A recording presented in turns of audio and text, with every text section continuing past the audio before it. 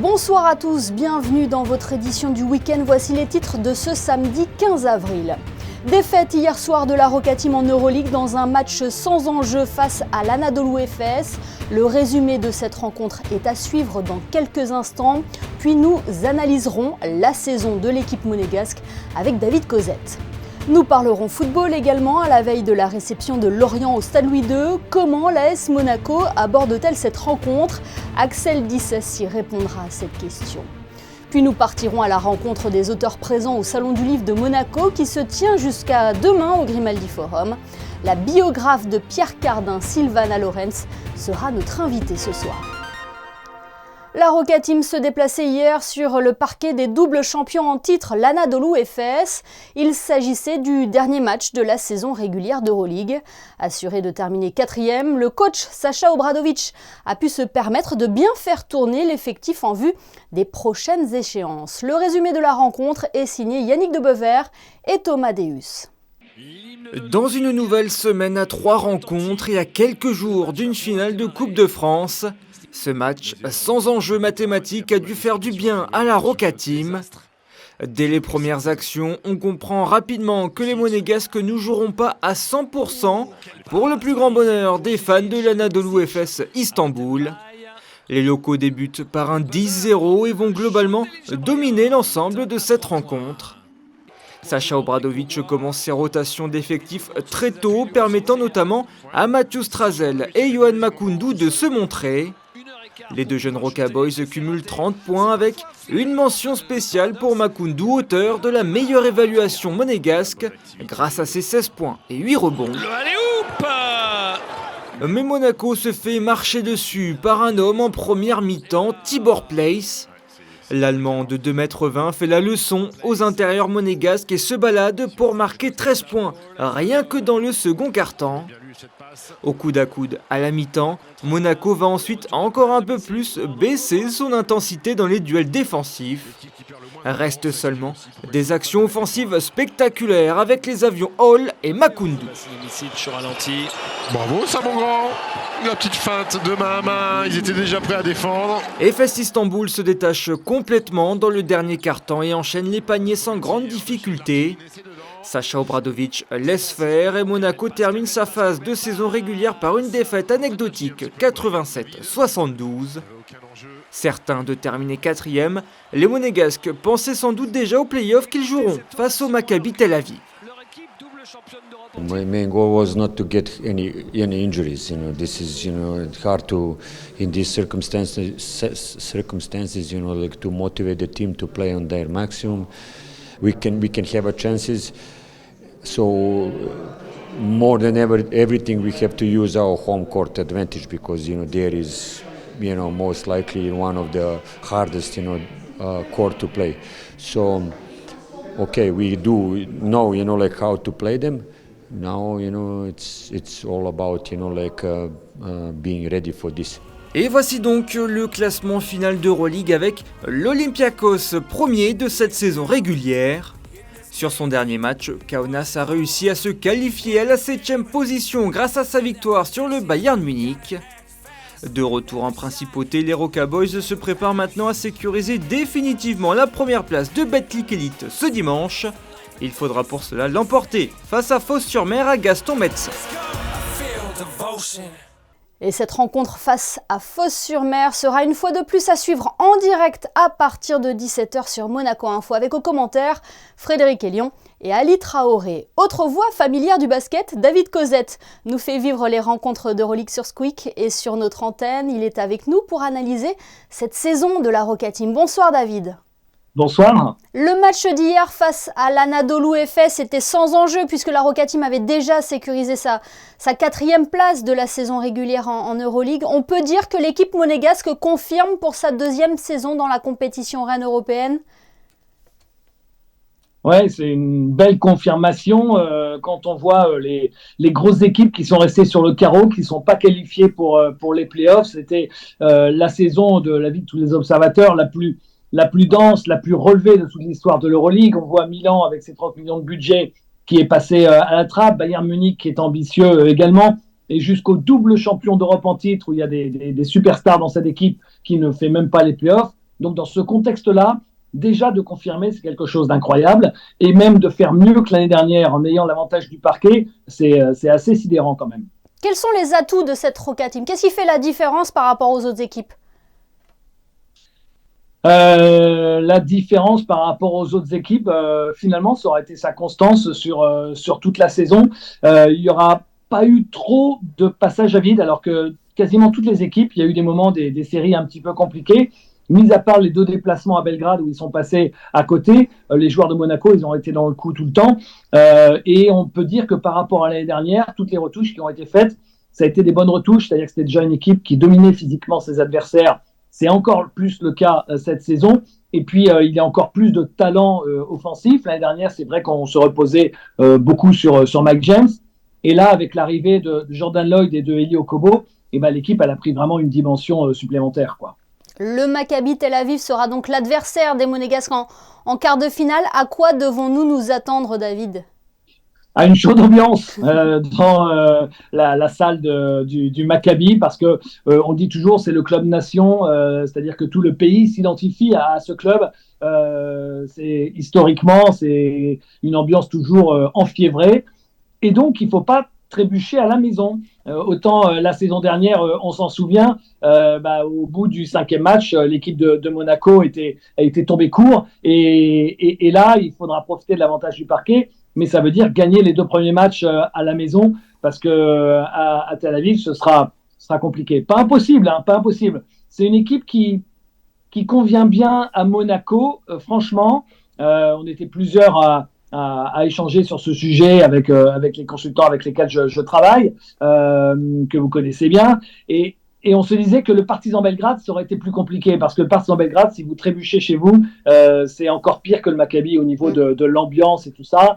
Et même l'équipe de Fenerbahçe, c'est une équipe plus complète que le Maccabi. Le Maccabi, il y a 2 très forts joueurs. Si vous arrivez, grâce aux qualités athlétiques de Monaco, à un peu les ralentir, le reste de l'équipe est peut-être, entre guillemets, un petit peu moins complet. Oui, on rappelle que les premiers matchs de ce quart de finale d'Euroleague face au Maccabi auront lieu les 25 et 27 avril à 20h15 à Gaston Médecin. David, est-ce que l'on peut dire que la Roca Team réalise pour le moment une très belle saison, aussi bien en Euroleague qu'en championnat? Elle est aussi en finale de la Coupe de France, hein. C'est une saison au presque parfait. Il y a eu l'accro de la Leaders Cup, et on sait que ça tenait à cœur d'enfin remporter un trophée, et puis ça a tourné court avec l'élimination dès les quarts de finale contre Bourg-en-Bresse. Mais oui, clairement, parce que en championnat, là aussi en championnat, vous êtes attendu partout. Quand vous êtes dans l'essoreuse de l'Euroleague, vous avez parfois 2 matchs à jouer dans la semaine, et qu'ensuite vous enchaînez sur un déplacement le week-end, vous pouvez vous faire cueillir. Et dans ce contexte-là, Monaco a de la marge. Personne n'imagine que la première place de la saison régulière de Betclic Elite va échapper à Monaco. Donc là, ils sont vraiment dans les clous de ce qu'ils voulaient faire. Ils sont les favoris de la Coupe de France contre Villeurbanne, même si c'est vrai que la finale de Coupe de France, ça tombe pas bien au niveau du timing par rapport à l'Euroleague, mais faudra gérer. Et puis de finir dans le top 4. On nous aurait dit en début de saison, on va finir dans le top 4, on l'aurait même pas rêvé, parce qu'il ne faut pas oublier que déjà l'année dernière, de jouer les playoffs et d'aller au bout du 5e match en playoffs, c'était déjà quelque chose d'extraordinaire. C'est pas évident de répéter ça chaque année. Et là, Monaco le refait. Franchement, c'est impressionnant.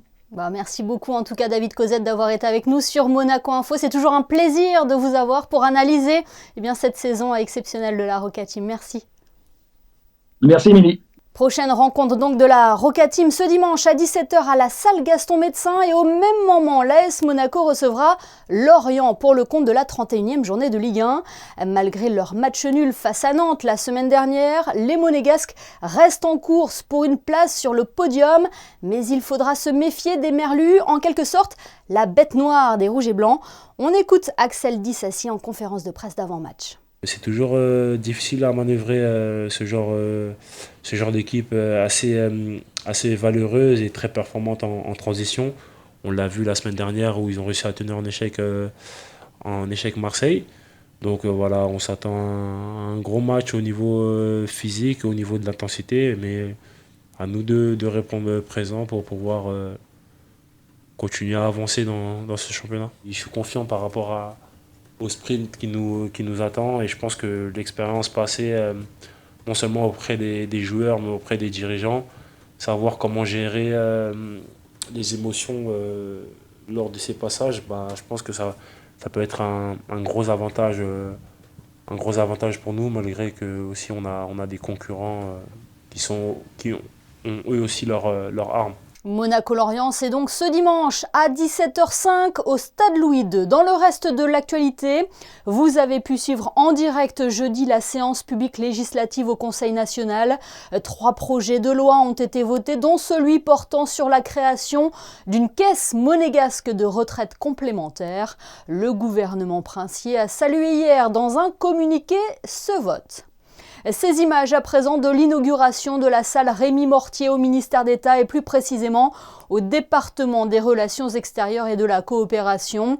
Cette salle de réunion portera désormais le nom de ce monégasque qui fut notamment l'ambassadeur de Monaco auprès du Conseil de l'Europe de 2015 à 2022.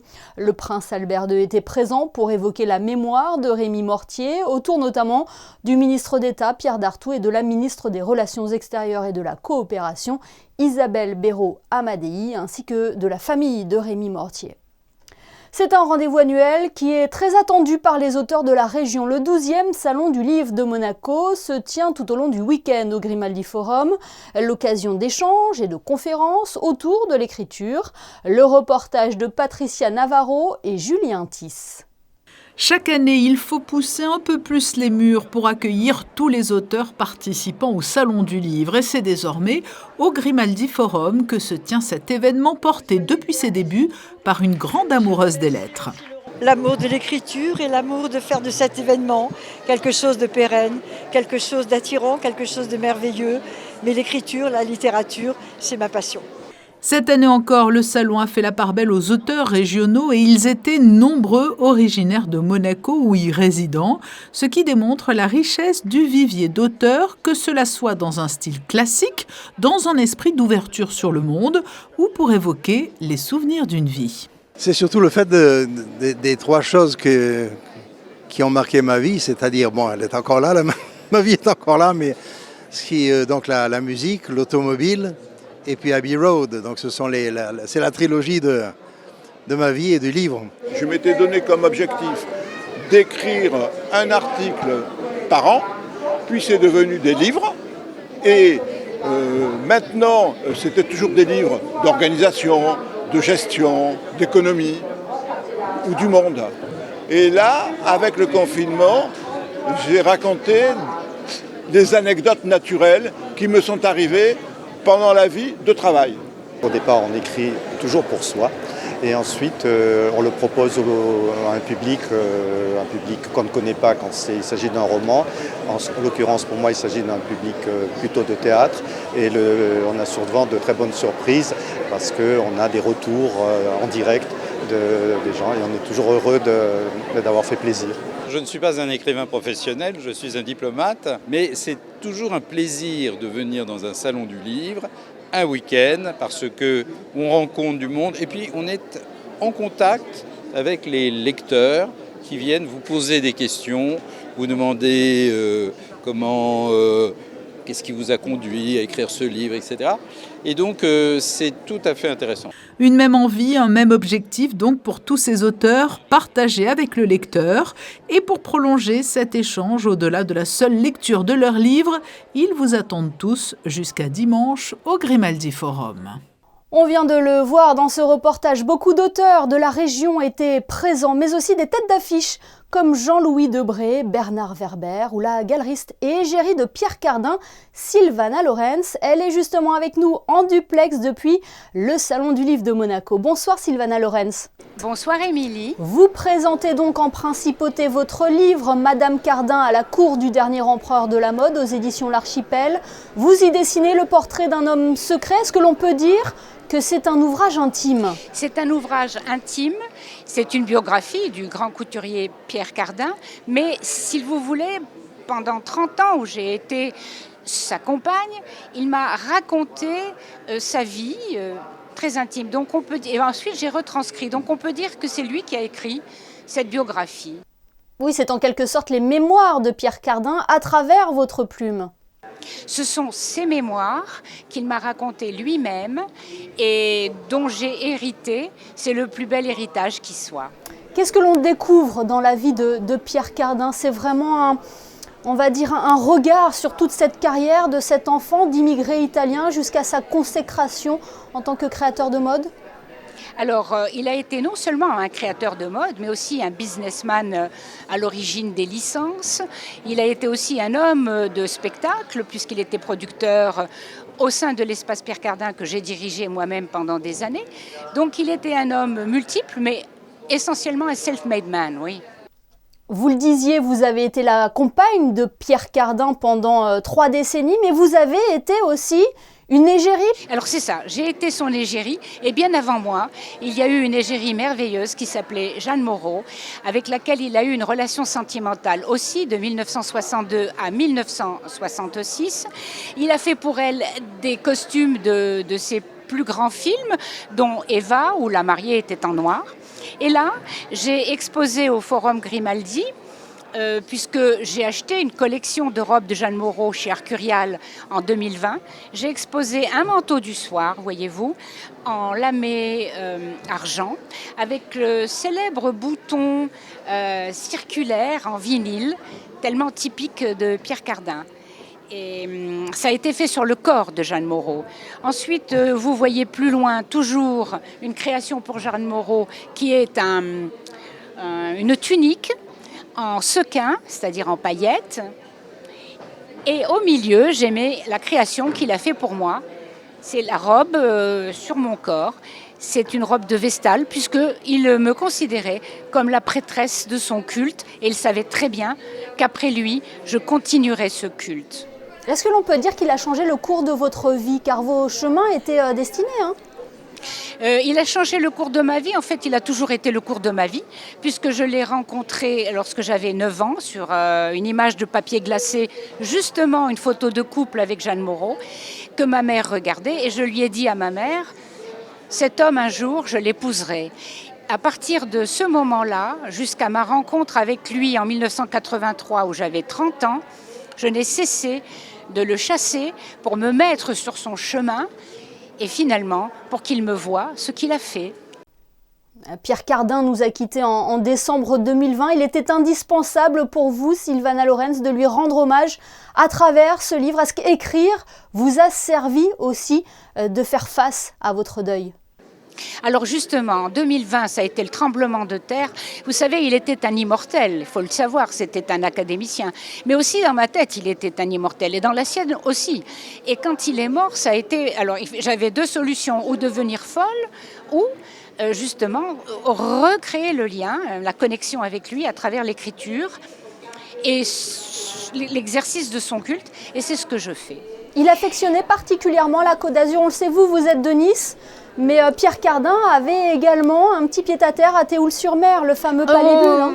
Oui, on peut dire que c'est un petit pied-à-terre, un palais qui a plusieurs bulles. Chaque bulle est une chambre avec sa petite piscine ronde privée. Et c'est à peu près 3000 mètres carrés de pied-à-terre qui domine toute la baie de Cannes et dans laquelle j'ai passé tous mes étés merveilleux en sa compagnie. C'était des moments de pur bonheur où le monde s'arrêtait. J'étais au paradis. Il existe le paradis, il est à Théoule-sur-Mer. Eh bien, merci beaucoup Sylvana Lorenz d'avoir été avec nous. On le rappelle, votre livre donc, Madame Cardin à la cour du dernier empereur de la mode aux éditions L'Archipel. Merci infiniment. Je vous en prie et merci Monaco que j'adore. Les vacances scolaires viennent tout juste de débuter dans la région, toujours à l'affût des idées sorties à vous proposer. Coup de projecteur ce soir sur les animations au musée océanographique.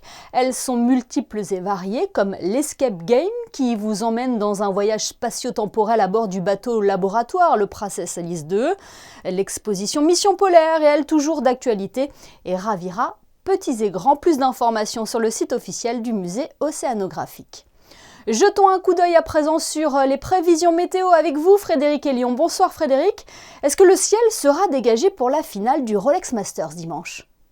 Oui, aucun risque concernant le déroulement de la finale. Émilie, le temps sera clément avec du soleil toute la journée. Le vent soufflera légèrement et le thermomètre affichera 10 degrés le matin et 17 l'après-midi. Dimanche 16 avril, ce sera la Saint-Benoît-Joseph.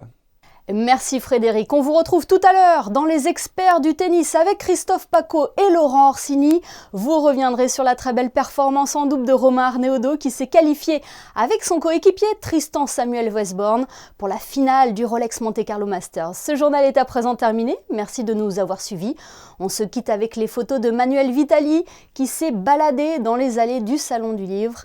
À demain 20h pour le best-of de la semaine. Et n'oubliez pas, un nouveau numéro de 19h dimanche consacré aux pompiers, ces hommes au cœur du danger. Excellente soirée à tous sur Monaco Info.